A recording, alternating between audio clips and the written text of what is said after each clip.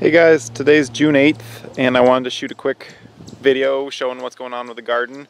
Unlike the last couple of videos, I'm not going to take a whole lot of time to get into detail on very many things. I want to show the progress since I did my last video and then just a couple things pointing out some changes since then. So as you can see, all the stuff I planted a couple weeks ago is doing really well.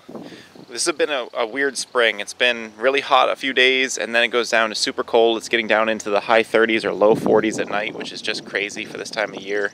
I think it's throwing a few of the plants off, but all of this stuff we planted first is doing well because it's able to tolerate the cold weather pretty well. We did have a thunderstorm come through not long after I planted and it killed a couple of plants. So I wanted to show some contrast here. So this plant you're seeing right here on the right is a plant that's been in since that first day I planted, and then this one on the left is one of those spares that I kept just in case. So you can just see how much the growth really changed. This got planted I think about 5 days after this one got planted, and you can just see the difference. It's pretty extreme. So the broccoli rob's doing well, the kale's doing really well. And then over here, planted my pole beans. They're coming up.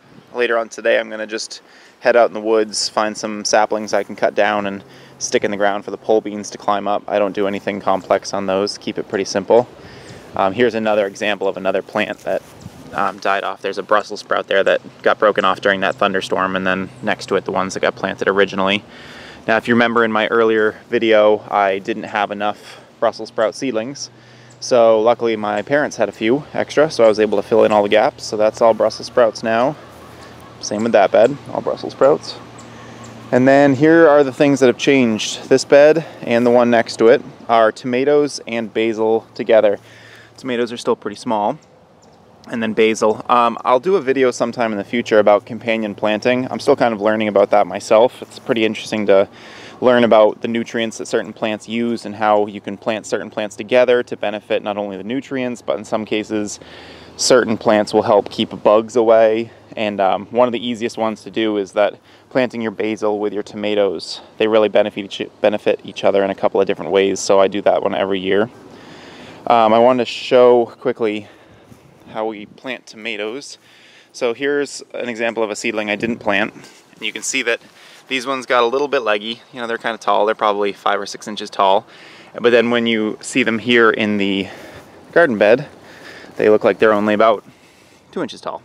And the reason they look that way is because when you plant them, you want to bury them down in as far as you can. So typically I bury them down into about that point. So all of this stuff here would be under the dirt, under the soil, and you can see all those little fur hairs coming off the side of it. Those will all turn into roots when you bury it. So it's actually really beneficial to get them nice and deep, bury them down in there, creates a lot of good root structure and gets them down deep enough that they can withstand dry spans in the weather, which is good because we're having a lot of drought this year. So spinach is doing well. Carrots, again, these are ones that have really been slow because of the dry weather, but you know, you can see that they're coming along. I haven't actually done my second planting on these yet. Typically I would have filled in the gaps by now, but haven't come along far enough yet.